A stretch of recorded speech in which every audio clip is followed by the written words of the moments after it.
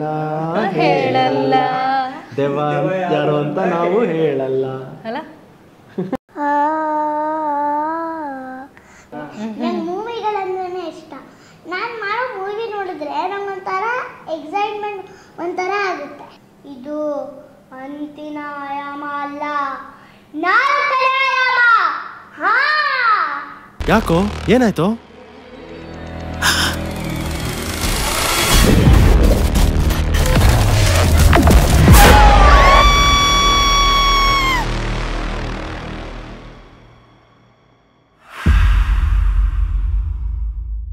Hi hello ನಮಸ್ತೆ, ಕನ್ನಡ ಫಿಲ್ಮಾಲಜಿಗೆ ಸ್ವಾಗತ.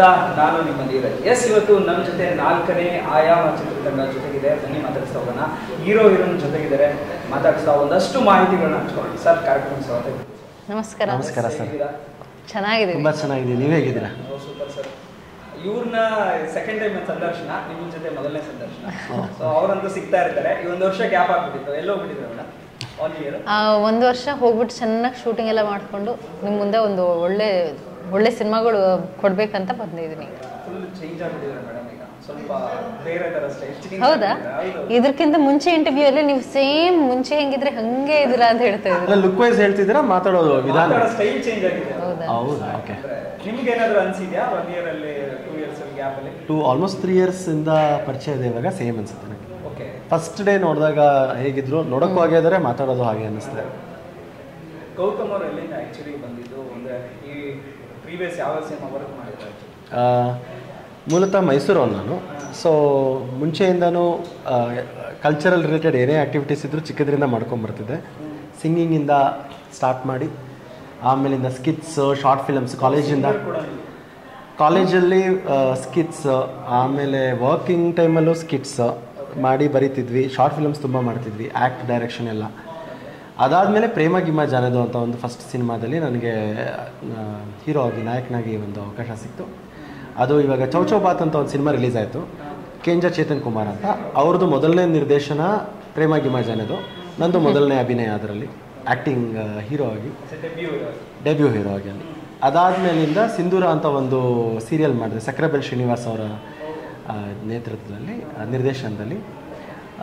ಅದಾಗಿ 1-2 ವರ್ಷ ಆದಮೇಲಿಂದ ನಿರ್ದೇಶನ ನಂದು ಸ್ವಲ್ಪ ಪ್ರಾಮಿನೆಂಟಾಗಿ ಸ್ಟಾರ್ಟ್ ಮಾಡಿಕೊಂಡೆ.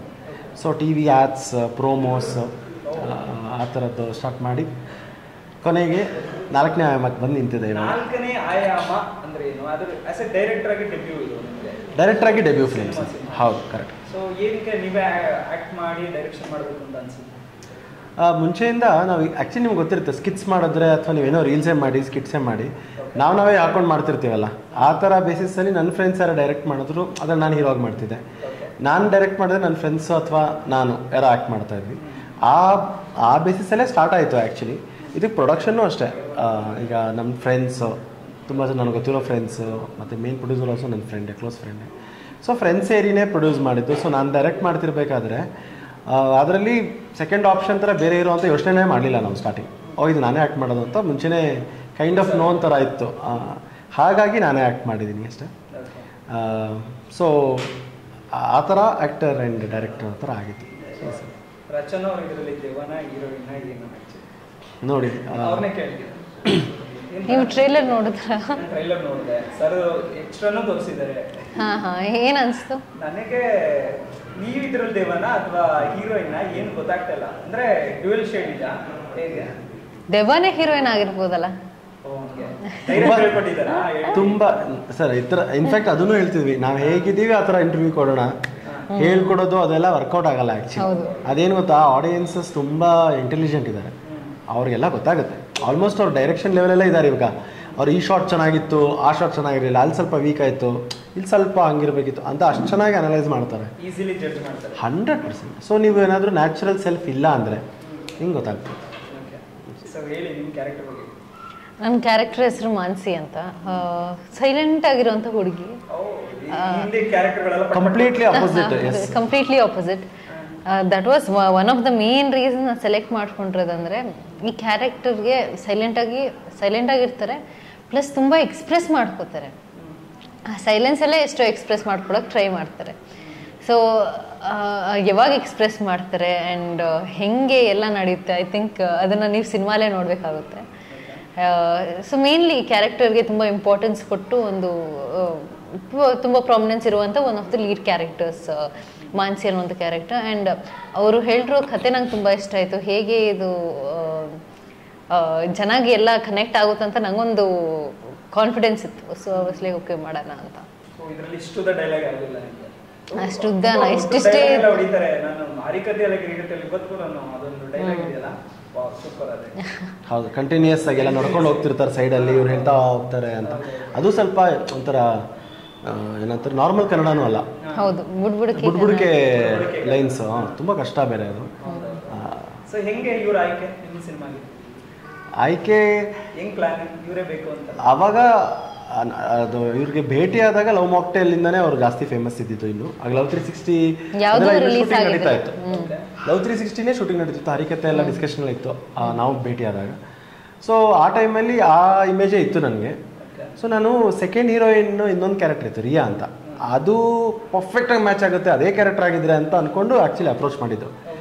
ಕಂಪ್ಲೀಟ್ ಕಥೆ ಕೇಳಿದ್ಮೇಲೆ, ಕಂಪ್ಲೀಟ್ ಕಥೆನ ಅವ್ರಿಗೆ ನರೇಟ್ ಮಾಡಿದ್ಮೇಲೆ ಗೊತ್ತಾಯಿತು ದ್ಯಾಟ್ ಮೇನ್ ಲೀಡ್ ಏನಿದೆ ಮಾನ್ಸಿ ಕ್ಯಾರೆಕ್ಟರು ಅದು ತುಂಬ ಚೆನ್ನಾಗಿ ಸೂಟ್ ಆಗುತ್ತೆ ಇವ್ರಿಗೆ ಅಂತ. ಅಂದರೆ ಏನು ಅವರು ಎಕ್ಸ್ಟ್ರಾ ಕ್ಯಾರೆಕ್ಟರ್ ಪ್ರಿಪ್ರೇಷನ್ ಆಗೋ ನೆಸೆಸಿಟಿನೇ ಇಲ್ಲ. ಅವ್ರು ಹೇಗಿದ್ದಾರೋ ಮನೆಯಲ್ಲೇ ಆ ಥರ ಬಂದು ಆ್ಯಕ್ಟ್ ಮಾಡಿದ್ರೆ ಸಾಕು, ಅಷ್ಟು ಪರ್ಫೆಕ್ಟಾಗಿ ಮ್ಯಾಚ್ ಆಗ್ತಿತ್ತು. ಆ್ಯಂಡ್ ಅವ್ರಿಗೂ ಕೋಇನ್ಸಿಡೆಂಟಲಿ ಮಾನ್ಸಿ ಕ್ಯಾರೆಕ್ಟರ್ ತುಂಬ ಇಷ್ಟ ಆಯಿತು. 100%. ಹೌದು ನೋಡಿ, ಸರ್ಪ್ರೈಸ್ ಅಲ್ಲ ಇದು, ಆಡಿಯನ್ಸ್ಗೆ ಕಂಪ್ಲೀಟ್ ಸರ್ಪ್ರೈಸ್. ಆಕ್ಟರ್ ಆಗಿರೋರೆಲ್ಲ ಮಾಡಬೇಕು. ಅಂದರೆ ಎಷ್ಟು ಅದ್ಭುತ ಕಲಾವಿದೆ ಅಂತ ಅನ್ಕೊಳ್ಳಿ. ಅವ್ರು ನಂಬಿಸ್ಬಿಟ್ಟಿದ್ದಾರೆ ಇಡೀ ಕರ್ನಾಟಕಕ್ಕೆ. ಅದು ಫುಲ್ ತಲೆ ತಿನ್ಕೊಂಡು ಹೊರಗಡೆ ನಂಬಿಸಿದ್ದಾರೆ. ಹೊರಗಡೆ ನಂಬಿಸಿದ್ದೀನಿ, ಮನೇಲಿ ಹೆಂಗೆ ನಂಬಿಸಕ್ಕಾಗತ್ತೆ? ಅಪ್ಪ ಅಮ್ಮನ ಜೊತೆ ಚಿಕ್ಕದ್ರಿಂದ ಬೆಳೆದಿರ್ತಾರೆ, ಸೊ ಅವರು ಗೊತ್ತಿರುತ್ತೆ. ಅದು ಅದು ಯಾವ ತರ ಅಂದ್ರೆ ಏನ್ ಎಕ್ಸ್ಪೀರಿಯನ್ಸ್, ನಿಮ್ಗೆ ಏನ್ ಎಕ್ಸ್ಪೀರಿಯನ್ಸ್ ಆಗಿದೆ ಅಂತ ಅಷ್ಟೆಲ್ಲ ಹೇಳ್ತಾ ಇದ್ದೀರಾ? ಅವರು ಎಲ್ಲ ಅವ್ರ ಗರ್ಲ್ ಫ್ರೆಂಡ್ಸ್ ಎಲ್ಲ ಓಕೆ ಹೀರೋಯಿನ್ಸ್ ಇಲ್ಲ ಅಂದ್ರೆ ಏನು ಅಂದ್ರೆ ಫಾರ್ ಎಕ್ಸಾಂಪಲ್ ಇವಾಗ ರಾತ್ರಿ 8 ಗಂಟೆ ತನಕ ಏನೋ ಒಂದು ಆಚೆ ಕಡೆ ಹೋಗ್ಬೇಕಿರುತ್ತೆ ಅನ್ಕೊಳ್ಳಿ. 8-8:30 ಬಂದ್ಬಿಡ್ತೀನಿ ಅಂತ ಹೇಳ್ಬಿಟ್ಟು 11 ಗಂಟೆಗೆ ಹೋಗ್ತಾರೆ. ಅಷ್ಟು ಆಟ ಆಡಕ್ಕೆ ಕಲ್ತ್ಕೊಂಡಿರ್ತಾರೆ ಎಲ್ಲ ಹುಡುಗಿರು. ನಾವು ಅಷ್ಟೇ ಅಲ್ಲ ಅಂದ್ರೆ ಅಷ್ಟ್ರ ಮಟ್ಟಿಗೆ ಅಲವೆನ್ಸ್ ತಗೊಂತಾರೆ ಅಂತ. ಏನೋ ದೊಡ್ಡ ತಪ್ಪು ಮಾಡಕ್ಕೆ ಅಂತಲ್ಲ, ಅಷ್ಟು ಓಕೆಪ್ಪ ರಾತ್ರಿ ಅಂತಲ್ಲ, ಫಾರ್ ಎಕ್ಸಾಂಪಲ್ ಮಧ್ಯಾಹ್ನ 1 ಗಂಟೆ ಅಂತ ಅಂದ್ಬಿಟ್ಟು 4 ಗಂಟೆ ತನಕ ಒಂದು ಅಲವೆನ್ಸ್ ತರ ಹೆಂಗೆ ಹೇಳ್ಕೊಬೇಕು, ಮ್ಯಾನೇಜ್ ಮಾಡ್ಕೋಬೇಕು ಅಂತ ಅವ್ರಿಗೆ ಗೊತ್ತಿರುತ್ತೆ. ಅಷ್ಟಿರ್ತಾರೆ. ಅಷ್ಟು ಬೇಸಿಕ್ ಹುಡುಗಿರಂತಲ್ಲ, ಮಕ್ಕಳು ಮಾಡ್ತಾರೆ ಅಷ್ಟು. ನಮ್ದು ದಿನಗಟ್ಲೆ ಬಿಡಿ. ಹಾಗೆ ನೋಡಿದ್ರೆ ಆಕ್ಚುಲಿ ನಮ್ಮ ಅಪ್ಪ ಅಮ್ಮ ಅಷ್ಟು ಸ್ಟ್ರಿಕ್ಟು ಯಾರಿದ್ದಿರಲಿಲ್ಲ. ಯಾಕಂದರೆ ನನಗೆ ಕಾಲೇಜಲ್ಲಿ 2 ಮುಸ್ಲಿಂ ಫ್ರೆಂಡ್ಸ್ ಇದ್ದರು. ಆ್ಯಂಡ್ ಅವರು ತುಂಬ ಆರ್ಥೋಡಾಕ್ಸ್ ಫ್ಯಾಮಿಲಿಯಿಂದ, ತುಂಬ ಅವರು ಪೇರೆಂಟ್ಸ್ ತುಂಬ ಸ್ಟ್ರಿಕ್ಟ್ ಆಗಿದ್ರು. But they are my like best friends ಥರ ಆಗಿದ್ರು. ತುಂಬ ಇದು ಸ್ಟ್ರಿಕ್ಟ್ ಫ್ಯಾಮಿಲಿ ಅವರು. ಅವರೇ ನಮ್ಮ ಮನೆಗೆ ನನ್ನ ಫ್ರೆಂಡ್ಸ್ನ ಸ್ಲೀಪ್ ಓವರ್ಗೆ ಕಳಿಸ್ತಿದ್ದಾರೆ. ಆದರೆ ನಮ್ಮ ಅಪ್ಪ ಅಮ್ಮ ಅವ್ರ ಮನೆಗಾಗಲಿ ಇಲ್ಲ ಬೇರೆ ಫ್ರೆಂಡ್ಸ್ ಮನೆಗಾಗಲಿ ಎಲ್ಲೂ ಕಳಿಸಿಲ್ಲ ಸ್ಲೀಪ್ ಓವರ್. ಅಂದರೆ ನಮ್ಮ ಅಪ್ಪ ಅಮ್ಮ ಎಷ್ಟು ಸ್ಟ್ರಿಕ್ಟ್ ಅಂತ ನೀವೇ ಅನ್ಕೋಬೇಕು. ಏನು ಗೊತ್ತಾ ಸರ್, ಇಲ್ಲ ಫಸ್ಟ್ ಆಫ್ ಆಲ್ ಅಷ್ಟು ಚೆನ್ನಾಗಿದ್ದಾರೆ. ಆಮೇಲೆ ಸುಮ್ಮನೆ ಏನಕ್ಕೆ ತಲೆನೋವುಗಳು ಜಾಸ್ತಿ ಅಂತ ಬೇರೆಯವ್ರ ಕಾಟದಿಂದ ಇದು ಪ್ರೊಟೆಕ್ಷನ್ ಅಷ್ಟೇ. ಅದು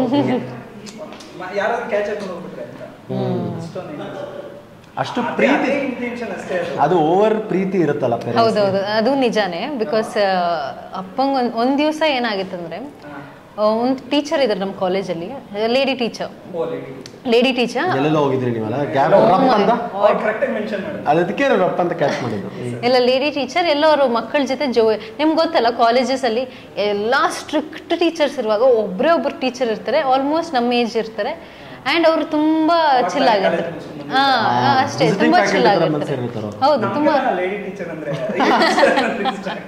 ಇಲ್ಲ ಹಂಗೇನಿಲ್ಲ, ತುಂಬಾ ಚಿಲ್ ಆಗಿರುವಂಥ ಟೀಚರ್. ಅವ್ರು ಬಂದು ನಮ್ಮನ್ನ ಆಚೆ ಕರ್ಕೊಂಡು ಹೋಗ್ತಾರೆ ಅಂತ ಹೇಳಿದ್ರು.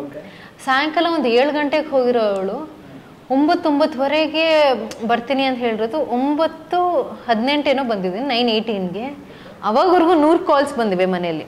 ಕಾಲೇಜ್ ಟೈಮ್ ಇದು, ಸ್ಕೂಲಲ್ಲಾದರೆ ಅರ್ಥ ಮಾಡ್ಕೋಬೋದು, ಕಾಲೇಜ್ ಬಂದಿವೆ. ನಮಗೆ ಹೋಗ್ತಾ ಇದ್ದೀನಿ, ಡ್ಯಾಡಿ ಫುಲ್ಲು ಜೋರಾಗಿ ಉಸಿರು ಎಳಿತಾ ಇದ್ದಾರೆ, ಅಂದರೆ ಅವ್ರಿಗೇನು ಉಸಿರು ಕಟ್ಟೋದು ಎಲ್ಲಿಗೋಗಿದೆ ಅಂತ, ಅಂದರೆ ಅವ್ರು ಅಷ್ಟು ಭಯ ಪಡ್ಕೊಂಡಿದ್ದಾರೆ.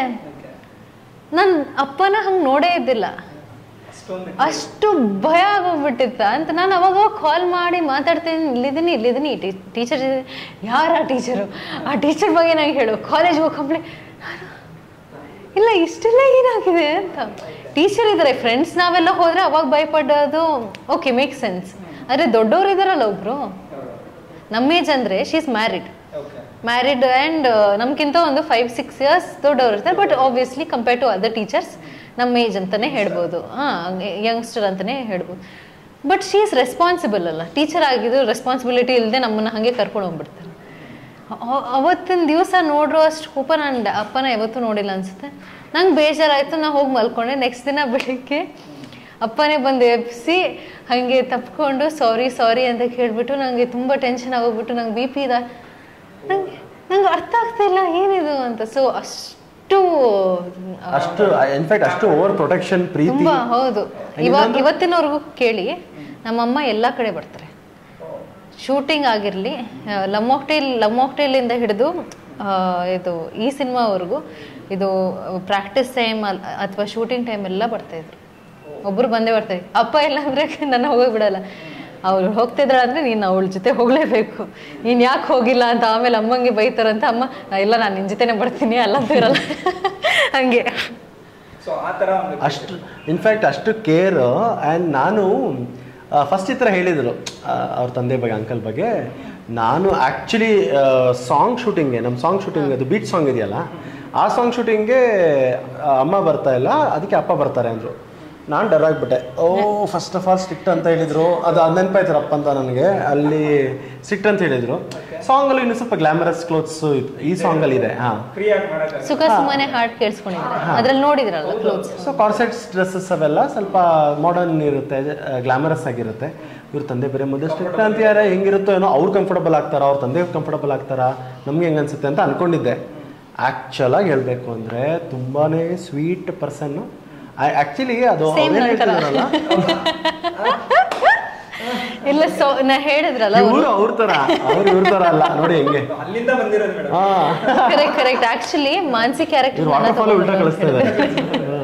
ಸೊ ನನಗೆ ಮಾನಸಿ ಕ್ಯಾರೆಕ್ಟರ್ ನಂಗೆ ಹೆಂಗೆ ಬಂತಂದ್ರೆ, ನಾನೇನು ರಿಯಲ್ ಲೈಫ್ ನಮ್ಮ ಅಪ್ಪ ಥರ. ಹೌದು, ಸೈಲೆಂಟ್ ಆಗಿರ್ತಾರೆ, ಇಂಟ್ರೋವರ್ಟ್ ಥರ ಸೈಲೆಂಟ್ ಆಗಿರ್ತಾರೆ.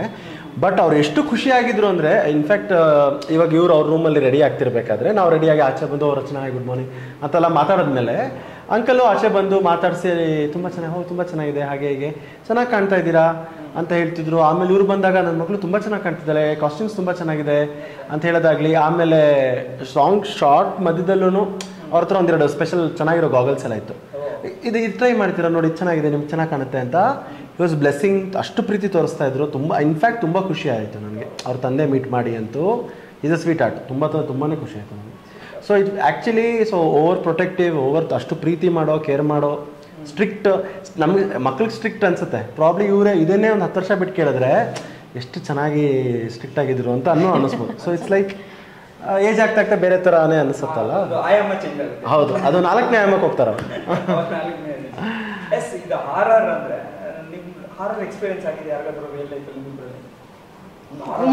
ಆನೆಸ್ಟ್ಲಿ ಸ್ಪೀಕಿಂಗ್ ಇಷ್ಟವರೆಗೂ ಆಗಿದ್ದಿಲ್ಲ ಅಂತ ಇವ್ರ ಲೈಫಲ್ಲಿ. 30 years ಇನ್ ದಿಸ್ ವರ್ಲ್ಡ್ ಇವತ್ತವರೆಗೂ ಆಗಿಲ್ಲ. ಮೊನ್ನೆ ಪರವಾಗಿಲ್ಲ ಸರ್, ಏನು ಮಾಡೋಕ್ಕಾಗುತ್ತೆ, ಹುಡುಗರದು ಎಲ್ಲ ಓಪನ್ ಬುಕ್ ಸರ್. ಅದೇ ಬಟ್ ಇವಾಗ ಇಷ್ಟು ವರ್ಷ ಆಗದಿರೋದು coincidentally just day before yesterday night ಏನೋ ಒಂದು ನಡೀತಂತೆ. ಆದ್ರೆ ಇವ್ರು ಏನ್ ಅನ್ಕೋತಾ ಇದಾರೆ ಅಂದ್ರೆ, ಹೇಳ್ಬೇಕಾ ಹೇಳ್ಬಾರ್ದ ಅಂತ ಅನ್ಕೋತಾ ಇದಾರೆ. ಯಾಕಂದ್ರೆ ಇಲ್ಲ ಇದು ಗಿಮಿಕ್ ಅಂತ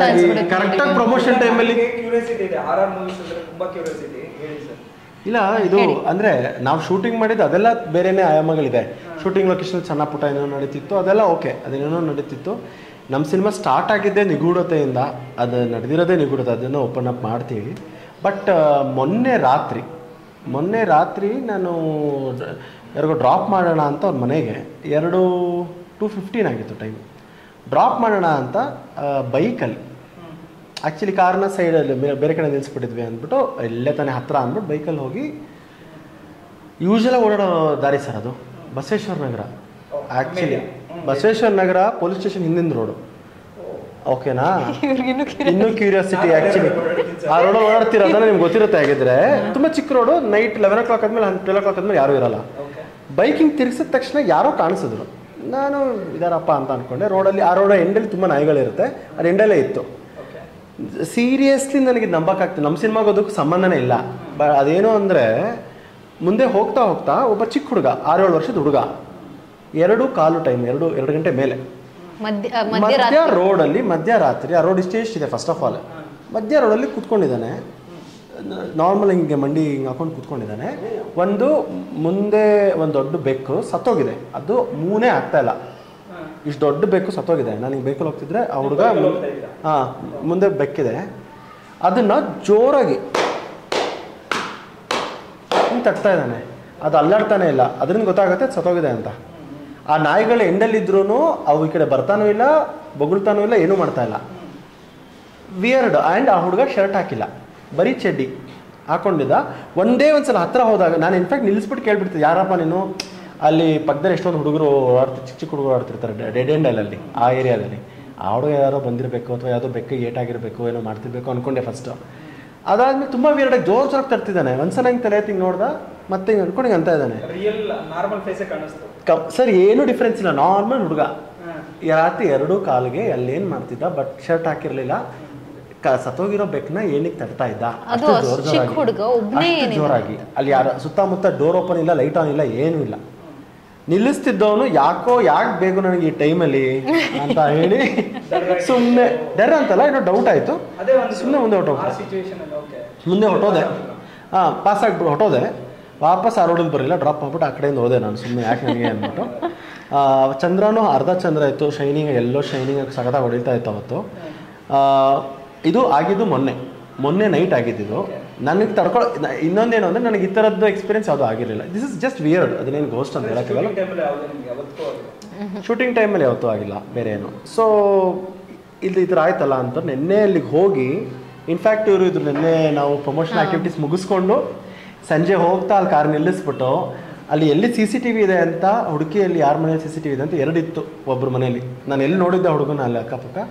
ಅವ್ರಿಗೆ ಇನ್ಫ್ಯಾಕ್ಟ್ ಈ ಟೈಮಿಂದ 2 to 2:20 ತನಕ ನನಗೆ ಬ್ಲ್ಯಾಕ್ ಕರಿಸ್ಮಾ ಪಾಸ್ ಆಗುತ್ತೆ.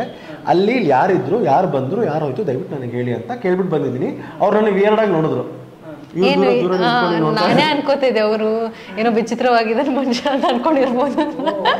ಏನೋ ನಂಗೂ ಶಾಕ್ ಆಯ್ತು. ಯಾಕಂದ್ರೆ ನಾನು ಎಕ್ಸ್ಪೀರಿಯನ್ಸ್ ಮಾಡಿಲ್ಲ. ನಾನು ಯಾಕೆ ನಂಬೇಕು, ನಂಗೆ CCTV ಕ್ಯಾಮ್ರಾ ಫುಟೇಜ್ ಬೇಕೇ ಬೇಕು ಅಂತ ನಾನು ಇವರು ಬಂದರು. ನಾನು ಅದಕ್ಕೆ ಹೋಗಿ ಕೇಳಿದ್ದೀವಿ. ಇವಾಗ ನಾನು ನಂಬರ್ ಕೊಟ್ಟು ಬಂದಿದ್ದೀನಿ. ಚೆಕ್ ಮಾಡಿಬಿಟ್ಟು ಇವಾಗ I think you should inform ಇವತ್ತು ನಾಳೆನು 100%. ಇದಿದ್ರೆ ಡೆಫಿನೆಟ್ಲಿ ನಿಮ್ಮ ನಂಬರ್ ಶೇರ್ ಮಾಡ್ಕೊಂಡು ಐ ಶೇರ್ ದಟ್ ಫುಟೇಜ್. 100% ನೋಡ್ಬೇಕು. ಸೊ ಇದೊಂದಾಗಿದೆ. ಆಗಿಲ್ಲ, ಆಗೋದು ಬೇಡ. ಆದ್ರೆ ನಂಗೆ ಭಯ ಇದೆ. ನಂಬ್ತೀನಂದ್ರೆ ಈ ಸಿನಿಮಾಗಳೆಲ್ಲ ನೋಡಿ ಇನ್ಫ್ಲೂಯೆನ್ಸ್ ಆಗೋಗ್ಬಿಟ್ಟಿದ್ದೀನಿ. ಸೊ ಜನ ಹೇಳೋ ಕತೆಗಳು, ಇವಾಗ ಅಜ್ಜಿ ಎಲ್ಲ ಹೇಳ್ತಾ ಇರ್ತಾರಲ್ಲ ಕತೆ, ಹಿಂಗೆ ಹಂಗಿಂಗೆ ಅಂತೆಲ್ಲ. ಸೊ ಅವೆಲ್ಲ ಕೇಳ್ಬಿಟ್ಟು ಇನ್ಫ್ಲೂಯೆನ್ಸ್ ಆಗಿದ್ದೀನಿ. ಹಂಗಂತ ನಂಗೆ ನೋಡಿದ್ದೀನಿ ಅಂತ ಏನಿಲ್ಲ, ನಾನು ಯಾವತ್ತೂ ನೋಡಿಲ್ಲ. ಬಟ್ ನೋಡೋದು ಬೇಡ ಅಂತ ಆಗ್ಬಿಟ್ಟಿದೆ.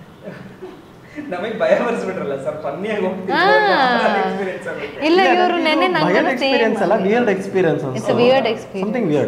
ಯಾಕಂದ್ರೆ ಅಲ್ಲಿ ಯಾವುದೇ ರೀತಿಯ ಬೇರೆ ಏನೋ ಚಾನ್ಸೇ ಇಲ್ಲ. ಯಾರು ಬೆಕ್ಕನ್ನು ಸತ್ತೋಗಿರೋ ಬೆಕ್ಕನ್ನ ಯಾರಾಗ ತರ್ತಾರೆ, ಹುಚ್ಚಿರ್ತಾರ. ಶರ್ಟ್ ಏನಕ್ಕೆ ಹಾಕಿರಲ್ಲ, ಬಟ್ಟೆ ಏನಕ್ಕೆ ಹಾಕಿಲ್ಲ. 2:15 ಏನು ಮಾಡ್ತಾ ಇದ್ದು, 2:15 ಏನು ಮಾಡ್ತಾ ಇದ್ದು. ಹೌದು, ಡೆಫಿನೆಟ್ಲಿ ವಿಯರ್ಡ್. ಸೊ CCTV ಲಕ್ಕಿಲಿ ಅದ್ರ ಪಕ್ಕದ ಮನೇಲೆಲ್ಲೋ ಇದೆ. ಅವ್ರು ಚೆಕ್ ಮಾಡೋ ತನಕ ನಾನು ಇನ್ನೊಂದ್ಸಲ ಹೋಗಿ ಮತ್ತೆ ಅವ್ರ ಹತ್ರ ಚೆಕ್ ಮಾಡ್ತೀನಿ. ಫುಟೇಜ್ ಅದೇನು ಅಂತ ನಾನು ಸರ್. ನನ್ನ ಜೊತೆ ಬೇರೆಯವ್ರು ಇದ್ದಾರಲ್ಲ ಸರ್, ನಾವಿಬ್ರು ನೋಡಿರೋದು. ಒಬ್ಬರೇ ನೋಡಿದ್ರೆ ಇಲ್ಲೇ ಶಾಕ್ ಅಷ್ಟೇ. ಹಿಂದೆ ತಿರುಗಿ ನೋಡಿದ್ರು ಹಂಗೆ ಹುಡುಗಂಗೆ ತಟ್ಕೊಂಡೇ ಕೂತಿದ್ದಂತೆ. ನಾವು ಬರೋಕ್ಕಿಂತ ಮುಂಚೆನೂ, ನಾವು ಹೋದ್ಮೇಲೂ ಎಷ್ಟೊತ್ತಂತ ತಟ್ತೀರಾ ಸುಮ್ಮನೆ. ಡೆಫಿನೆಟ್ಲಿ ಆ ರೋಡಲ್ಲಿ ಒಂದು ಕೆಲಸ ಮಾಡಿ, ನಿಮ್ಗೆ ಗೊತ್ತು ತಾನೆ ರೋಡ್ ಯಾವುದು ಅಂತ. 2 ರಿಂದ 3 ಗಂಟೆಗೆ ಅಲ್ಲಿ ರೌಂಡ್ ಹಾಕಿ ಏನಾದ್ರು ಆಗ ದಯವಿಟ್ಟು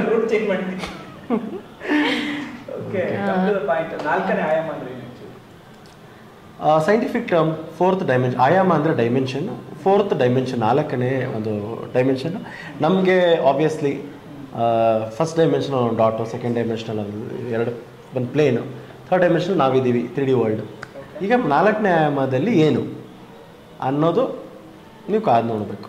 ಅಂದ್ರೆ ಬೇರೆ ಒಂದು ಪ್ರಪಂಚ ಇದೆ. ಡೆಫಿನೆಟ್ಲಿ ಬೇರೆ ಒಂದು ಪ್ರಪಂಚ ಇರ್ಬೋದು, ಅದು ನಿಮ್ಮ ಊಹೆಲ್ಲೇ ಇರ್ಬೋದು, ಅಥವಾ ರಿಯಲ್ ಆಗಿನೇ ಒಂದು ಇದಿರ್ಬೋದು ಆ ಥರ. ಸರ್ ಅದೇ 4ನೇ ಆಯಾಮದ ಬಗ್ಗೆ ಮಾತಾಡ್ತೀವಿ. ಕರೆಕ್ಟ್. ಸೊ ಇದಕ್ಕೆ ಏನು ಪ್ಲಾನ್, ಯಾವ ಪ್ಲಾನಲ್ಲಿ ಇದನ್ನು ನೀವು ಆ್ಯಕ್ಚುಲಿ ಯಾವ್ಯಾವ ಜಾನರ್ ಎತ್ಕೊಂಡಿದ್ದೀರಾ? ಆ್ಯಕ್ಚುಲಿ ಎಲ್ಲಿ ಸ್ಟ್ರೈಕ್ ಆಗಿ ಈ ಥರ ಒಂದು ಮಾಡಬೇಕು? ನಾವು ನೀವು ಫಸ್ಟ್ ಆಫ್ ಆಲ್ ಇಂಟೆನ್ಸಿಟಿಗೆ ಹೋಗ್ತಿದ್ರೆ ಇಂಟೆನ್ಸಿಟಿನೇ ಕೇಳ್ತಾ ಇದ್ದೀರಾ ಮತ್ತೆ. ಹೌದು. ಅಲ್ಲ ನಿಮಗೆ ಹೆಂಗೆ ಎಲ್ಲಿ ಸ್ಟ್ರೈಕ್ ಆಯಿತು ಅಂತ, ಈ ಥರ ಮಾಡಬೇಕು, ಇವರೇ ಬೇಕು ದೇವದ ಕ್ಯಾರೆಕ್ಟರ್ಗೆ ಅಂತ ನೋಡಿ ಇವರೇ ಡಿಸೈಡ್ ಮಾಡೋದು. ನಾವು ದೆವ್ವ ಮೂವಿ ಅಂತ ಹೇಳಿಲ್ಲ ಅಲ್ಲ. ಇನ್ನೊಂದು ಹೇಳ ನಿಮಗೆ, ಫಸ್ಟ್ ಆಫ್ ಆಲ್ ಇದು ಹಾರರ್ ಸಿನಿಮಾನೇ ಆಗಿಲ್ಲ ಅಂತ ನೀವ್ ಡಿಸೈಡ್ ಆಗಿದ್ದೀರ. ಅದೇ ಗೊತ್ತಿಲ್ಲ, ಇವಾಗ ಇದು ಹಾರರ್ ಸಿನಿಮಾನ ಇಲ್ವ ಅಂತಾನೂ ಗೊತ್ತಿಲ್ಲ. ಥ್ರಿಲ್ಲರ್ ಸಿನಿಮಾ, ಹಾರರ್ ಇರ್ಬೋದು ಇಲ್ಲದೆ ಇರ್ಬೋದು, ದೆವ್ವ ಇರ್ಬೋದು ಇಲ್ಲದೆ ಇರ್ಬೋದು, ಇವರೇ ದೆವ್ವ ಆಗಿರ್ಬೋದು ಇಲ್ಲದೆ ಇರ್ಬೋದು, ಗೆಸ್ ಮಾಡಿದ್ರೆ ಕರೆಕ್ಟ್ ಇದ್ರೇನು ಸೂಪರ್ ಇರ್ಬೋದು. ಸೊ ಇದೆಲ್ಲ ನೀವು ನೋಡಿದ್ರಾಗಲೇ ಗೊತ್ತಾಗುತ್ತೆ ಒಂದು. ಆ್ಯಂಡ್ ಯಾಕೆ ಕ್ವಿಕ್ ಆಯಿತು ಅನ್ನೋದಾದ್ರೆ ಒಂದು ತುಂಬ ದೊಡ್ಡ ಬ್ಯಾಕ್ ಸ್ಟೋರಿ ಇದೆ. ಕ್ವಿಕ್ಕಾಗಿ ಹೇಳ್ತೀನಿ, ನೋಡೋಣ ಎಷ್ಟು ಬೇಗ ಆಗುತ್ತೆ ಅಷ್ಟು. ನಾನು ಪ್ರೇಮ ಗಿಮ ಜನದ ಸಿನಿಮಾ ಮಾಡಿದಾಗ ನನ್ನ ಫ್ರೆಂಡ್ ಡಾಕ್ಟರ್ ದರ್ಶನ್ ಅಂತ ಒಬ್ಬರು ಫ್ರೆಂಡ್ ಇದ್ದರು. ಅವರು ಅದಕ್ಕೆ ಸ್ವಲ್ಪ ಇನ್ವೆಸ್ಟು ಮಾಡಿದರು. ಫಸ್ಟ್ ಸಿನಿಮಾದಲ್ಲಿ ಆ್ಯಕ್ಟ್ ಮಾಡಿದಾಗ ಅವರು 4ನೇ ಆಯಾಮ ಅಂತ ಒಂದು ಸಿನಿಮಾ ನೀನು ಡೈರೆಕ್ಟ್ ಮಾಡಬೇಕು ಅಂತ ನನಗೆ ಹೇಳಿದರು. ನಾನು ಹಾರರ್ ಸಿನಿಮಾ ನನಗೆ ಅಷ್ಟು ಒಲವಿಲ್ಲ, ಆ್ಯಕ್ಚುಲಿ ಒಲವಿಲ್ಲ ಅಷ್ಟು ನನಗೆ. ಆದರೆ ನಾನು ಅಂದೆ, ಹಾರರ್ ಸಿನಿಮಾ ಮಾಡಲ್ಲ ಗುರು, ನಾನು ಮಾಡಲ್ಲ, ನಾನು ರೊಮ್ಯಾಂಟಿಕ್ಕು ಇಲ್ಲ ಆ್ಯಕ್ಷನ್, ಹಾರರ್ ಮಾಡಲ್ಲ ಅಂತ. ಇಲ್ಲ, ನಿನ್ನ ಸೆಕೆಂಡ್ ಫಿಲಮ್ ಹಾರರ್ ಸಿನಿಮಾನೇ ಆಗಬೇಕು, ಇದೇ ಆಗಬೇಕು, ನೀನು ಮಾಡಬೇಕು ಅಂತ. ಆಯಿತು, ಸ್ಟೋರಿ ಏನು ಅಂತ. ಸ್ಟೋರಿ ನನಗೆ ಗೊತ್ತಿಲ್ಲ, ಟೈಟಲ್ ಇದೆ ನನ್ನ ಹತ್ರ 4 ಡೈಮೆನ್ಷನ್ ಅಂತ. ನಾನು ಅವಾಗ ಜಾಸ್ತಿ ಸೈಫೈ ಸ್ಟೋರಿಗಳು ಹೇಳ್ತಾ ಇದ್ದೆ. ಸೊ ಸ್ವಲ್ಪ ಸೈಂಟಿಫಿಕ್ ರಿಯಾಲಿಟಿ ಬೇಸ್ ಇಟ್ಕೊಂಡು ಒಂದು ಥ್ರಿಲ್ಲರ್ ಹಾರರ್ ಸಿನಿಮಾ ನೀನು ಮಾಡಬೇಕು ಅಂಥೇಳಿ ಫಸ್ಟ್ ಸೀನ್, ನಮ್ಮ ಸಿನಿಮಾದಲ್ಲಿ ಒಂದು ಸೀನ್ ಇದೆ, ಫಸ್ಟ್ ಸೀನ್ ಮಿಸ್ ಮಾಡಬೇಡಿ ಅದನ್ನು, ತುಂಬ ಥ್ರಿಲ್ಲಿಂಗ್ ಆಗಿದೆ ಆ ಸೀನು. ಸೊ ಫಸ್ಟ್ ಸೀನ್ನ ಅವರು ಒಂದು ಅವ್ರ ರೀತಿಲಿ, ಹೌದು, ಅದರಲ್ಲಿ ಒಂದು ಹಾಡು ಬೇರೆ. ಅವರು ಒಳ್ಳೆ ಹೈಟ್ ಪರ್ಸನಾಲಿಟಿ ಇದ್ದಾರೆ ಆ್ಯಕ್ಚುಲಿ. ಅವರು ಕ್ರೀಪಿಯಾಗಿ ಫಾಲ್ಸ್ ವಾಯ್ಸಲ್ಲಿ ಚಂದಿರನೇತಕ್ಕೆ ಓಡಿದ ನಮ್ಮ ಮೋಡಕ್ಕೆ ಹೆದರಿದನೇ ಅಂತ ಒಂದು ಬ್ಯಾಕ್ಗ್ರೌಂಡ್ ಬರಬೇಕು ಅಂತ ಅವರು ಅದನ್ನೂ ಕ್ರೀಪಿಯಾಗಿ ಹೇಳಿದರು. ಸೊ ನನಗೆ ಇದಾದ ಮಕ್ಕಳು, ಆ್ಯಕ್ಚುಲಿ ಅದು ಮಕ್ಕಳದು ಇರೋದು ರೈಮ್, ಅದು ಕನ್ನಡ ರೈಮ್ ಅದು. ಅದನ್ನು ಇವರು ಹಿಂಗೆ ಹೇಳಿದ್ರಲ್ಲ ಅಂತ ಆ ಸೀನ್ ಒಂದು ಸ್ವಲ್ಪ ಕ್ರೀಪಿಯಾಗಿತ್ತು. ಅದ್ರ ಮೇಲೆ ನಾನು ಮಾಡಲ್ಲ ಅಂತ ಬಿಟ್ಬಿಟ್ಟಿದ್ದೆ ಅದನ್ನು. ಅದಾದಮೇಲೆ ಆ್ಯಕ್ಷನ್ ಸಿನಿಮಾ ಮಾಡಬೇಕು ಅಂತ ಒಂದು ಏನೋ ಪ್ಲ್ಯಾನಲ್ಲಿ ನಾವು ರೆಡಿ ಮಾಡ್ಕೊಂಡಿದ್ವಿ ಎಲ್ಲ. ಕೋವಿಡ್ ಸ್ಟಾರ್ಟ್ ಆಗಿರೋದ್ರಿಂದ ಅದು ರೋಡ್ ಆ್ಯಕ್ಷನ್ ಸಿನಿಮಾ, ಅದು ಮಾಡೋಕ್ಕಾಗಲಿಲ್ಲ. ಕೂರ್ಗಿಗೆ ಶೂಟಿಂಗ್ ಹೋಗಿ ನಾವು ವಾಪಸ್ ಬರಬೇಕಾಯ್ತು.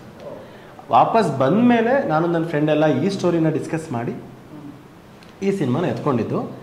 ಇದಕ್ಕೆ ಮಿಸ್ಟ್ರಿ ಏನು ಅಂತ ಹೇಳಿದ್ರೆ, ಆ ಸೀನು ಅವ್ನಿಗೆ ಏನಕ್ಕೆ ಬಂತು, ಆ ಟೈಟಲ್ ಅವ್ನಿಗೆ ಏನಕ್ಕೆ ಬಂತು ನನಗೆ ಇಲ್ಲಿ ತನಕ ಗೊತ್ತಿಲ್ಲ. ಯಾರೋ ಇದೇ ಥರ ನನ್ನ ಫ್ರೆಂಡಿಗೆ ಹೇಳ್ಬೇಕಾದ್ರೆ ಸರಿ ಫೋನ್ ಮಾಡಿ ಕೇಳು ಅವ್ರಿಗೆ ಅಂತ. ಇದಕ್ಕೆ ಇನ್ನೊಂದು ಟ್ರಾಜಿಕ್ ಥಿಂಗ್ ಏನು ಅಂತ ಹೇಳಿದ್ರೆ, ಅವರು ಫ್ಯೂ ಇಯರ್ಸ್ ಬ್ಯಾಕ್ ಇವಾಗ ಕಾರ್ ಆಕ್ಸಿಡೆಂಟಲ್ಲಿ ಮೈಸೂರಲ್ಲಿ ಅವರು ತೀರ್ಕೊಂಡ್ರು.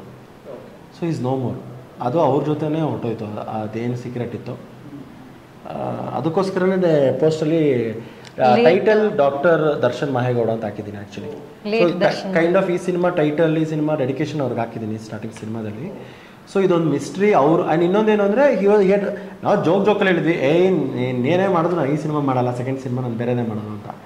ಚಾಲೆಂಜ್ ಮೀ, ಇಲ್ಲ ಈ ಸೆಕೆಂಡ್ ಸಿನಿಮಾ ನಿಂದಿದೆ ಆಗೋದು ನೋಡು. ಬಟ್ ಆ ಮಿಸ್ಟ್ರಿ, ಆ ಪವರ್ ವರ್ಕ್ ಆಗಿದೆಯೋ ಇಲ್ವೋ ಅಂತ ಗೊತ್ತಿಲ್ಲ. ಆ್ಯಂಡ್ ಎಷ್ಟೊಂದು ಈ ಪ್ರಾಜೆಕ್ಟ್ ಎಷ್ಟೊಂದು ಅಡಚಣೆಗಳು, ಇಶ್ಯೂಸು, ಕಷ್ಟಗಳು ಏನೇನೋ ಆಯಿತು, ಅದೆಲ್ಲದನ್ನು ಸಾಲ್ವ್ ಆಗಿದೆ. ಸೊ ಅದು ಯಾವ ಮಿಸ್ಟ್ರಿ ಪವರ್ ಅಂತಲೂ ಗೊತ್ತಿಲ್ಲ. ಆ್ಯಂಡ್ ನಾವು ಶೂಟ್ ಮಾಡಿದ ಲೊಕೇಶನ್ ಏನಿದೆ, ಊಟಿಲೆಲ್ಲ ಶೂಟ್ ಮಾಡಿದ್ದೀವಿ. ಮೆಜಾರಿಟಿ ಪೋರ್ಷನ್ಸ್ ಎಲ್ಲ ಬೇರೆ ಕಡೆಯಿಂದ ಶೂಟ್ ಮಾಡಿದ್ದೀವಿ.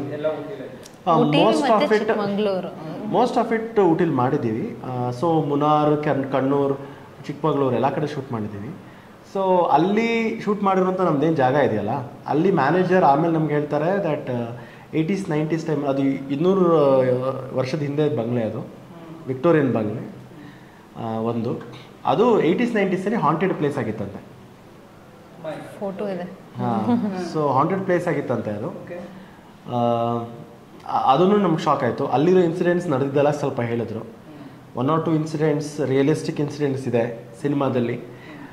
ಅಲ್ಲಿ ನಡೆದಿರೋ ಇನ್ಸಿಡೆಂಟ್ಸ್ 1 or 2 ಇದೆ. ನಮ್ಮ ಲೈಫಲ್ಲಿ ನಡೆದಿರೋ ಅಂಥ 1 or 2 ಇನ್ಸಿಡೆಂಟ್ಸ್ ಇದೆ. ಒಂದು ಫಿಶ್ ಸ್ಟೋರಿ ಬರುತ್ತೆ, ಅದೂ ರಿಯಲ್ ಲೈಫ್ ಇನ್ಸಿಡೆಂಟೇ, ಯಾರ್ದೋ ಲೈಫಲ್ಲಿ ನಡೆದಿರೋದು. ಸೊ ಕೆಲವು ರಿಯಲ್ ಇನ್ಸಿಡೆಂಟ್ಸ್ ಇದೆ, ಆ್ಯಂಡ್ ಯಾರೋ ಕೊಟ್ಟಿರೋ, ಈಗ ನಮಗೆ ಈ ಜಗತ್ತಲ್ಲೇ ಇಲ್ದಿರೋರು ಕೊಟ್ಟಿರೋವಂಥ ಟೈಟಲ್ಲು, ಅದು ಹಾರರ್ ಸಿನಿಮಾ. ಅದು ಅವರು MD ಸೈಕ್ಯಾಟ್ರಿಸ್ಟ್ ಅವರು ದೆವ್ವದ ಕಡೆ ಬಂದು ಒಂದು ಸ್ಟೋರಿ ಕೊಡೋದು, ಅಂದರೆ ಒಂದು ಟೈಟಲ್ ಕೊಡೋದು, ಅದನ್ನೇ ಮಾಡೋ ಅಂದಿರೋದು ನಿಗೂಢನೇ. ಸೊ ತುಂಬ ನಿಗೂಢತೆ ಎಲ್ಲ ತುಂಬಿಕೊಂಡಿದೆ ಸಿನಿಮಾದಲ್ಲಿ. ಅದಕ್ಕೋಸ್ಕರನೇ ಫಸ್ಟ್ ಸೀನು ಮತ್ತು ಕೆಲವು ಆ ಜಾಗದಲ್ಲಿ ನಡೆಯುವಂಥ ಸೀನ್ಗಳನ್ನ ಏನು ಫೋಕಸ್ ಮಾಡಿ ನಿಮ್ಗೆ ಏನೇ ಅನಿಸಿದ್ರು ಅದು ರಿಯಲಿಸ್ಟಿಕ್. ಅದಕ್ಕೋಸ್ಕರ ನಾವು ಹಾಗೆ ತೆಗೆದಿದ್ವಿ. ಅದು ಸಿಲ್ಲಿ ಆದರೂ ಆಗಿರಲಿ, ಸೀರಿಯಸ್ ಆದರೂ ಆಗಿರಲಿ. ಹೌದು. ಸೊ ಈ ಜಾಗ ಅದು 80s 90s ಹಾಂಟೆಡ್ ಪ್ಲೇಸ್ ಇತ್ತು ಆ್ಯಕ್ಚುಲಿ. ನಾವು ಜಾಗ ಹೇಳೋದು ಬೇಡ, ಯಾವುದೋ ಒಂದು 180 years old Bangla. But renovate ಮಾಡಿದ್ದಾರೆ. ಬಟ್ ಇದು ಇಷ್ಟೆಲ್ಲ ಕಥೆ ಇದೆ 4ನೇ ಆಯಾಮ ಹಿಂದೆ. ಸೊ ಒಂದೇನೋ ಮಿಸ್ಟ್ರಿ ಪವರ್ ಇದೆ. ಸೊ ಆ ಪವರ್ ಏನು, ಇದ್ರಲ್ಲಿ ನಡೆದಿರೋಂಥ ರಿಯಲ್ ಇನ್ಸಿಡೆಂಟ್ಸ್ ಹೆಂಗೆ ನಾವು ತೋರಿಸಿದ್ದೀವಿ, ಅದರಲ್ಲಿ ಎಷ್ಟೊಂದು ಥ್ರಿಲ್ಲಿಂಗ್ ಎಲಿಮೆಂಟ್ಸ್ ಕೂಡ ಇದೆ. ಆ ಥ್ರಿಲ್ನೆಲ್ಲ ನೀವು ಎಕ್ಸ್ಪೀರಿಯನ್ಸ್ ಮಾಡಲೇಬೇಕು ಅಂತ ನಾವು ಅಂದ್ಕೊಂಡಿದ್ದೀವಿ. ಇದರೊಳಗೆ ಇನ್ನೊಂದು ದೆವ್ವ ಕಾಣಿಸ್ತಾ ಇದ್ದಾರೆ, ಅವ್ರನ್ನ ಕರಿಬೋದಾ? ದೆವ್ವಕ್ಕೆ ನಾವು ಕರೆಯೋಕ್ಕಾಗಲ್ಲ. ಹೆಂಗ್ ಗೊತ್ತಾ, ಅಲ್ಲ ದೆವ್ವನ ಆಗಲಿ ಕ್ಯಾರೆಕ್ಟರ್ನ ನಾವು ಕರೆಯೋಕ್ಕಾಗಲ್ಲ, ಅವರೇ ಬರಬೇಕು. ಸೊ ನಾವು ಕರೆಯೋಣ, ಅವ್ರು ಬರ್ತಾರೋ ಏನೋ ನೋಡೋಣ. ಅದು ಆ್ಯಕ್ಚುಲಿ ಇದೂ ಅಷ್ಟೇ ನೋಡಿ. ಫಸ್ಟ್ ಆಫ್ ಆಲ್ ಯಾವುದೇ ಇದು ಬಂದ್ರೂ ಆ ಕ್ಯಾರೆಕ್ಟರ್ ಹೆಸರು ಹೇಳೋಕ್ಕಾಗಲ್ಲ ನಾವು, ಅದೊಂದು ಸಸ್ಪೆನ್ಸ್. ಸೊ ಎಲ್ರಿಗೂ ಅದೇ ಥರ ಲುಕ್ ಇದೆ. ನಾವು ಕ್ಯಾರೆಕ್ಟರ್ ನೇಮ್ ಹೇಳಲ್ಲ, but real life character name ಹೇಳ್ತೀವಿ. ಅದು ತುಂಬ ಲಿಟ್ರಲ್ ಆಗಿ ಹೈಪ್ ಕೊಡಲೇಬೇಕು. ನಮ್ದಲ್ಲಿ ಯಾವ ಸಿನಿಮಾ ಯಾರಿಗೂ ಹೈಪ್ ಕೊಡ್ತೀನೋ ಇಲ್ಲೋ ನನಗಂತೂ ಗೊತ್ತಿಲ್ಲ, ಅವರು ಕೊಡಲೇಬೇಕು. ಯಾಕಂದರೆ ಅವರು ಏನಂತಾರೆ TV ಸ್ಕ್ರೀನಲ್ಲಿ ಮಿಂಚಿ ನಿಮ್ಮೆಲ್ಲರ ಮನೆ ಮಗಳಾಗಿ ಮಗುವಾಗಿ ಮಿಂಚ್ತಾನೆ ಇದ್ದು, ಇನ್ನು ಅಪ್ಪನಂತೆ ಮಗಳು, ಅಪ್ಪನಿಗೆ ಮೀರಿಸ್ತಿರುವ ಮಗಳು ತುಂಬ ನಮ್ಮೆಲ್ಲರ ಪ್ರೀತಿಯ TV ಸ್ಟಾರ್. ಇವಾಗ ಥಿಯೇಟ್ರಲ್ಲೂ ಸ್ಟಾರ್ ಆಗೋದಕ್ಕೆ TV ಸೂಪರ್ ಸ್ಟಾರ್, ಆ್ಯಂಡ್ ಇನ್ಮೇಲೆ ಥಿಯೇಟ್ರಲ್ಲೂ ಸೂಪರ್ ಸ್ಟಾರ್ ಆಗಕ್ಕೆ ಬರ್ತಿದ್ದಾರೆ. ಅವ್ರ ಮೊದಲನೇ ಸಿನಿಮಾ ಚೊಚ್ಚಲ ಸಿನಿಮಾ, ಮೊದಲನೇ ಸಿನಿಮಾ ಅವ್ರದ್ದು 4ನೇ ಆಯಾಮ. ಅವ್ರನ್ನ ಕರಿತಾ ಇದೀವಿ. Here V welcome Vanshika. Introduce ಮಾಡಿದ್ರಲ್ಲ, ನಿಮ್ ಫುಲ್ ಹೆಸರು ಹೇಳಿಲ್ವಲ್ಲ, ನೀನ್ ಯಾವಾಗ್ಲೂ ಹೇಳ್ತಿರ್ತಲ್ಲ ವಂಶಿಕಾ ಅಂಜನಿ ಕಶ್ಯಪ. ಅದು ಆಕ್ಚುಲಿ ಅಲ್ಲ, ಜೋರಾಗಿ ಹೇಳು ಅನ್ಸುತ್ತೆ. ವಂಶಿಕಾ ಅಂಜನಿ ಕಶ್ಯಪ. ಸೂಪರ್. ಹೇಗಿದೆ ಈಗ ಸಿನಿಮಾ? ನೋಡ್ದ ಸಿನಿಮಾ? ತುಂಬಾ ಚೆನ್ನಾಗಿದೆ. ಫಸ್ಟ್ ಸಿನಿಮಾ ಹೇಗಿತ್ತು ಎಕ್ಸ್ಪೀರಿಯನ್ಸ್? ಅಪ್ಪ ಸಕದಾಗಿತ್ತು. ಯಾರು ದೇವ ಇದ್ರಲ್ಲಿ, ಮೇಡಮ್ಮ ನೀನ? ಅಲ್ಲ, ನಾವ್ ಯಾರು ದೇವ ಅಲ್ಲ. ನೀನ ದೇವ ಅಂದ್ರೆ ಅದು ಏನಂತಾರೆ, ಇದ್ರ ಕರಿಮಣಿ ನೀನಲ್ಲ ತರ ಹೇಳಲ್ಲ ದೇವ ಯಾರು ಅಂತ ನಾವು ಹೇಳಲ್ಲ ಅಲ್ಲ. ಓಕೆ, ನೀನು ಕ್ಯಾರೆಕ್ಟರ್ ಬಗ್ಗೆ ಹೇಳು ಅಟ್ಲೀಸ್ಟ್. ಕ್ಯಾರೆಕ್ಟರ್ ಹೇಳ್ಬೋದಾ? ನನ್ನ ಕ್ಯಾರೆಕ್ಟರ್ ಏನು ನಾನೇ ಮರ್ತೋಗಿದ್ದೀನಿ ನೋಡಿ. 1 ವರ್ಷ ಮೇಲಾಯ್ತಲ್ಲ ಅವ್ರ ಶೂಟಿಂಗ್ ಆಗಿ. ಹೌದು, ಅವ್ರ ಮೆಮೊರಿ ಪವರ್ ತುಂಬಾ ಚೆನ್ನಾಗಿರುತ್ತೆ. ಆದ್ರೆ ಅಷ್ಟು ಎಷ್ಟೊಂದು ಸೀಕ್ರೆಟ್ಸ್ ಹೇಳ್ಬಾರ್ದು ಅಂತ ಹೇಳಿದಕ್ಕೆ ಅವರು ಹೆಂಗ್ ಬೇಕಾದ್ರೂ ಚೇಂಜ್ ಮಾಡ್ತಾರೆ. ಅವ್ರು ನೋಡಿ, ಅವ್ರು ಆಕ್ಟ್ ಮಾಡೋದು ಗೊತ್ತಾಗಲ್ಲ. ಆಕ್ಚುಲಿ ಆಕ್ಟ್ ಮಾಡಿ ಸಿನಿಮಾ ನಿಮ್ಮ ಲೊಕೇಶನ್ ಹೆಂಗೆ ಅನಿಸ್ತು, ಡೈರೆಕ್ಷನ್ ಹೆಂಗೆ ಅನಿಸ್ತು, ಯಾರ್ಯಾರು ಆ್ಯಕ್ಟ್ರೆಸ್ ಇದ್ರು ಅವ್ರು ಹೆಂಗೆ ಅನ್ಸಿದ್ರು, ನಿನ್ನ ಜೊತೆ ಆ್ಯಕ್ಟ್ ಮಾಡಲ್ಲ ಇನ್ನೊಬ್ಳು ಪುಟ್ಟಿ ಅವಳು ಹೆಂಗೆ ಅನ್ಸಿದ್ಲು, ಏನು ಆಟ ಆಡಿದ್ವಿ? ಚೆನ್ನಾಗೇ ಇತ್ತು. ಅದು ಒಂಥರ ಆಟನೇ ಇತ್ತು ನನಗೆ, ಆಟ ಥರ ಅಲ್ಲ. ಯಾರ್ಯಾರಿದ್ರು ಸಿನಿಮಾಲಿ? ನೀನು ಇರೋ ದಿನ ಯಾರ್ಯಾರಿದ್ರು ನೀನು ಬಂದಾಗೆಲ್ಲ ಶೂಟಿಂಗಿಗೆ? ಅಕ್ಕನೂ ಇದ್ರು, ಅವಳು ಇದ್ಲು. ಇನ್ನೊಬ್ರು ಆ್ಯಕ್ಚುಲಿ ಯೂರೇಜಲ್ಲಿ ಇನ್ನೊಬ್ರು ಆ್ಯಕ್ಟರ್ ಇದ್ದಾರೆ ಕ್ಯೂಟಾಗಿ, ನಿಶಿತಾ ಅಂತ. ಅವರು ಒಂದು ರೋಲ್ ಮಾಡಿದ್ದಾರೆ, ಆ್ಯಕ್ಟ್ ಮಾಡಿದ್ದಾರೆ. ಇನ್ನೊಂದು ಒಂದು ವಂಶಿಕಾ ಫ್ಯಾನ್ಸ್ಗೆ ಚಿಕ್ಕದಾಗಿದ್ರು ತುಂಬ ಚೊಕ್ಕವಾಗಿರೋ ಇಂಪಾರ್ಟೆಂಟ್ ಪ್ರಾಮಿನೆಂಟ್ ಕ್ಯಾರೆಕ್ಟರ್. ಬಟ್ ನಮ್ಮ ಸಿನಿಮಾ ಫಸ್ಟ್ ಶಾಟ್ ಸ್ಟಾರ್ಟ್ ಆಗೋದೇ ಪುಟ್ಟಿಯಿಂದ. ಹೌದಾ? ಓ, ಫಸ್ಟ್ ಸಿನಿಮಾ ಹೇಗಿತ್ತು ಎಕ್ಸ್ಪೀರಿಯನ್ಸ್? ಫಸ್ಟ್ನೇ ಸಿನಿಮಾ ಮಾಡಿದ್ಯಾ? ಇದು ಸೀರಿಯಲ್ ರಿಯಾಲಿಟಿ ಶೋಗಳು ಮಾಡಿದ ಮೇಲೆ ಹೇಗಿತ್ತು ಎಕ್ಸ್ಪೀರಿಯನ್ಸ್? ಎಕ್ಸ್ಪೀರಿಯನ್ಸ್ ಅಂದ್ರೆ ಮಜವಾಗಿತ್ತು. ನನಗೆ ಮೂವಿಗಳಂದ್ರೆ ಇಷ್ಟ. ನಾನು ಮಾಡೋ ಮೂವಿ ನೋಡಿದ್ರೆ ನಂಗೊಂಥರ ಎಕ್ಸೈಟ್ಮೆಂಟ್ ಒಂಥರ ಆಗುತ್ತೆ. ಹೌದು, ಒಂಥರ ಚೆನ್ನಾಗಿರುತ್ತೆ. ನೋಡ್ದ ಸಿನಿಮಾ ನೀನು? ತೋರಿಸಿದ್ರ ಡೈರೆಕ್ಟ್ರು? ಇಲ್ಲಿ ಆ್ಯಕ್ಚುಲಿ ಟ್ರೇಲರ್ ಮತ್ತು ಕೆಲವು ಶಾರ್ಟ್ಸ್ ಅಷ್ಟೇ. ಇವಾಗ ನಮ್ಮ ಜೊತೆನೇ 19th ನೋಡ್ತಾರೆ. ನೋಡಿ ಥ್ರಿಲ್ ಆಗ್ತಾರೆ. ವೈ ವಂಶಿಕಾ ಏನಕ್ಕೆ ಹೆಂಗೆ ಸೆಲೆಕ್ಷನ್ ಹೆಂಗೆ ಅದು? ಆ ರೋಲು ಬಹಳ ಮುಖ್ಯವಾದಂಥ ಒಂದು ರೋಲು. ಆ್ಯಂಡ್ ಅದನ್ನು ಯಾರೇ ಮಕ್ಕಳಲ್ಲಿ ಯಾರೇ ಮಾಡಿದ್ರು ಅದು ಒಂಥರ ತಲೆಯಲ್ಲಿ ನಿಲ್ಲಬೇಕು, ಹಿಡಿತದಲ್ಲಿರಬೇಕು, ಒಂಥರ ಫೀಲ್ ಆಗಬೇಕು, ಚೆನ್ನಾಗಿ ಅನಿಸ್ಬೇಕು. ಅದನ್ನು ಆಲ್ರೆಡಿ ಅವಾಗ ನನಗೆ ವಂಶಿಕಾ ತುಂಬ ಇಷ್ಟ ಇಲ್ಲ ಆ್ಯಕ್ಚುಲಿ. ಟಿ ವಿಲೆಲ್ಲ ನೋಡಿದಾಗ ಹೇಗೆ ಈ ಮಗು ಇಷ್ಟೊಂದು ಟ್ಯಾಲೆಂಟೆಡ್ ಅಂತ. ಆ್ಯಂಡ್ ಮಾಸ್ಟರ್ ಅವ್ರದ್ದು ಅದು ಗೌರಿ ಗಣೇಶದಲ್ಲಿ ಅವ್ರಿಗೆ ರೋಲ್ ತುಂಬಾ ಇಷ್ಟ ನನಗೆ. ನಾವು ಅವಾಗ ನೋಡ್ತಿದ್ದಾಗ ವಾವ್ ಅಂತೆಲ್ಲ ಅನ್ಕೋತಿದ್ವಿ. ಸೊ ಅವ್ರನ್ನ ನೋಡ್ಬಿಟ್ಟು ಮನೇಲಿರೋರೆಲ್ಲ ಬೈಯೋರು, ನೀನು ನೋಡಿ ಕಲ್ತ್ಕೋ, ನೋಡ ಹಿಂಗೆ ಶಾರ್ಪ್ ಇದ್ದಾರೆ, ಚುಟ್ಟಿದ್ದಾರೆ ಅಂತ ಅಲ್ಲ, ನೋಡಿ ಈಗಿನ ಜನರೇಷನ್ ಇರ್ಬೋದು ಡೆಫಿನೆಟ್ಲಿ. ಆಬ್ವಿಯಸ್ಲಿ ಸರ್, ಎಷ್ಟೋ ಮನೆಗಳಲ್ಲಿದೆ, ನೋಡು ಅವ್ಳು ನೋಡಿ ಕಲ್ತ್ಕೋ ಎಷ್ಟು ಟ್ಯಾಲೆಂಟ್ ಇದೆ ಅಂತ ಅಲ್ಲ. ಇಲ್ಲ, ಟ್ಯಾಲೆಂಟ್ ಅಷ್ಟೇ ಅಲ್ಲ, ಹಂಬಲ್ ಹೋಗಿದ್ದಾಳೆ. ಆ್ಯಕ್ಚುಲಿ ಮಕ್ಕಳಿಗೆ ಏನು ಗೊತ್ತಾ, ತುಂಬ ಫೇಮ್ ಬಂದುಬಿಟ್ರೆ, ತುಂಬ ಪ್ರೀತಿ ಬಂದುಬಿಟ್ರೆ ಒಂದು ಸ್ವಲ್ಪ ಜಾಸ್ತಿ ಇದು ಮಾಡೋದು, ಹೋಗು ನಾನು ಮಾತಾಡ್ಸಲ್ಲ ಅಂತ ಹಠ ಮಾಡಿ ಆ ಟೈಪ್ಸು ಆಗೋ ಚಾನ್ಸಸ್ ಇರುತ್ತೆ. ಬಟ್ ಇಲ್ಲ, ವಂಶಿಕಾ ಎಲ್ಲರ ಜೊತೆ ನೀವು ಆ್ಯಕ್ಚುಲಿ ನೋಡಿದ್ರೆ ಎಲ್ಲರ ಜೊತೆ ಆಟ ಆಡ್ತಾಳೆ, ಎಲ್ಲರ ಜೊತೆ ಖುಷಿಯಾಗಿ ಇದು ಮಾಡ್ತಿರ್ತಾರೆ, ಎಷ್ಟೊಂದು ರೀಲ್ಸ್ ಮಾಡ್ತಿರ್ತಾರೆ. ಇವ್ರು ಮಾಡೋ ರೀಲ್ಸ್, ನಾನು ಎಷ್ಟೊಂದು ರೀಲ್ಸ್ ಮಾಡಿದ್ದೀನಿ. ನಾನು ಒಂದೇ ಒಂದು ಯಾವುದೊಂದು ಚಿಕ್ಕ ಡ್ಯಾನ್ಸ್ ಮಾಡಿದ್ದೆ ನಾನು ವಂಶಿಕಾ ಜೊತೆ, ರಾರಾ ರಕ್ಕಮ್ಮ ಏನೋ ಶೂಟಿಂಗ್ ಆದಮೇಲೆ ಪೋಸ್ಟರ್ ಟೈಮಲ್ಲಿ. ಆ್ಯಂಡ್ ಅದೇ ಜಾಸ್ತಿ ಸೂಪರ್ ವ್ಯೂಸ್ ಹೋಗಿ ಕಿತ್ತಾಕೊಂಡು ಅಲ್ಲೆಲ್ಲ 1000 ಜನ ಕಮೆಂಟ್ ಹಾಕಿದರೆ 999 ಪೀಪಲ್ಲೇ ವಂಶಿಕಾ ಮುದ್ದು ಎಲ್ಲ ಅವ್ರ ಫ್ಯಾನ್ಸೇ 100%. ಅದಕ್ಕೆ ಗ್ಯಾಪ್ ಆಗಿತ್ತು ಇಷ್ಟು ದಿನ ರಿಯಾಲಿಟಿ ಶೋ ಇಂದ ಸಿನಿಮಾಗೆ ಬರೋದಕ್ಕೆ. ಸೊ ಸಿನಿಮಾ ಏನಂತಾರೆ, ರಿಯಾಲಿಟಿ ಶೋಸು ಮಾಡಿ ಗ್ಯಾಪ್ ಆಗಿತ್ತಲ್ಲ ಯಾವುದು ಅಂದರೆ ಏನು ಗೊತ್ತಾ ಸರ್, ಫಸ್ಟ್ ಆಫ್ ಆಲ್ ಆರ್ಟಿಸ್ಟ್ಗಳಿಗೆ ಈ ಗ್ಯಾಪ್ ಎಲ್ಲ ಅರ್ಥನೇ ಆಗಲ್ಲ. ಅದೇನು ಅಂತ ಹೇಳಿದ್ರೆ ಯಾವಾಗಲೂ ಮಾಡಿರ್ತಾರೆ, ಯಾವಾಗಲೂ ರಿಲೀಸ್ ಆಗುತ್ತೆ, ಯಾವಾಗಲೂ ಶೋ ಮಾಡಿರ್ತಾರೆ, ಯಾವಾಗಲೂ ಬರುತ್ತೆ. ಸೊ ಅದು ಅವ್ರಿಗೆ ಎಷ್ಟು ದಿನ ಆಗಿತ್ತು. ಇನ್ನೊಂದ್ಸಲ ಏನು ಅಂದರೆ ಕಂಟಿನ್ಯೂಸ್ ಆಗಿ ವರ್ಕ್ ಮಾಡ್ತಿರ್ತಾರೆ, ಆಮೇಲೆ ಎಷ್ಟೊಂದು ಗ್ಯಾಪ್ ರಿಲೀಸೇ ಆಗಿರಲ್ಲ, ಸಡನ್ನಾಗಿ 3 ಸಿನಿಮಾ ಒಟ್ಟಿಗೆ ಬರುತ್ತೆ. ಸೊ ನಮಗೆ ಆನ್ಸರ್ ಮಾಡೋಕೆ ಕಷ್ಟ. ನೀವು ಅದನ್ನು ವಂಶಿಕಾ ಕೇಳಿದ್ರೆ ಡೆಫಿನೆಟ್ಲಿ ನೀವೇನು ಕೇಳಬೇಕು ಅಂತ ಹೇಳಿದ್ರೆ ನೆಕ್ಸ್ಟ್ ನಾನಿದು ಮುಗೀತು ಅಲ್ವಾ, ಸೊ ನಾನು ನೆಕ್ಸ್ಟ್ ಲವ್ಲಿ ಮಾಡಿದ್ರೆ ಅದು ಇನ್ನು ಬರುತ್ತೆ ಅದು ಬರುತ್ತೆ. ಅದು ವಸಿಷ್ಠ ಅವ್ರದ್ದು ಲವ್ಲಿ ಬರುತ್ತೆ, ನೆಕ್ಸ್ಟು ವಂಶಿಕಾ ಅದರಲ್ಲಿದ್ದಾರೆ. ನೆಕ್ಸ್ಟನ್ನು ನೋಡಬೇಕು. ಅದೇ ಇದ್ರಲ್ಲಿ ಮಾತ್ರ ಡೈರೆಕ್ಟ್ ಹೇಳ್ಕೊಟ್ಟಿದ್ದಾರೆ, ಯಾವ ಕ್ಯಾರೆಕ್ಟರ್ ಹೇಳ್ಬೇಡ ಅಂತ.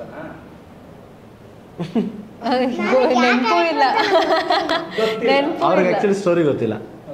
ಸೊ ಆಬ್ವಿಯಸ್ಲಿ ಅವ್ರ ಕ್ಯಾರೆಕ್ಟರ್ ಅವ್ರು ಮಾಡಿದ್ದಾರೆ.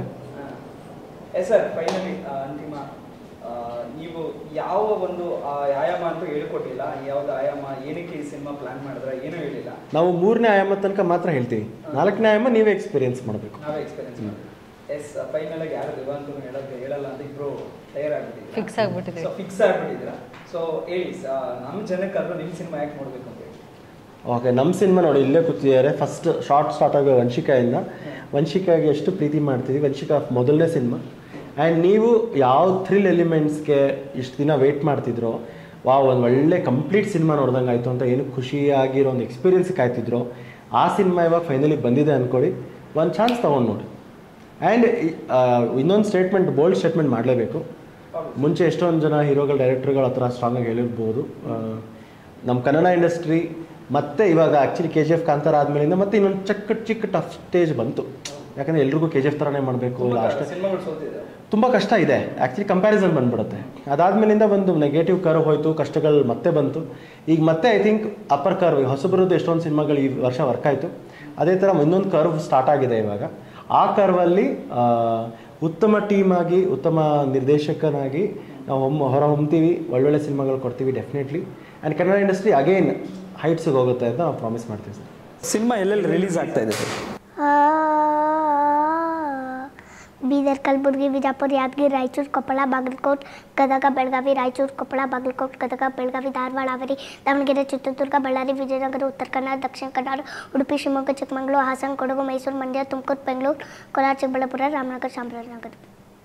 ಅಲ್ಲೆಲ್ಲ ಕಡೆ ರಿಲೀಸ್ ಆಗ್ತಾ ಇದೆ. 19th.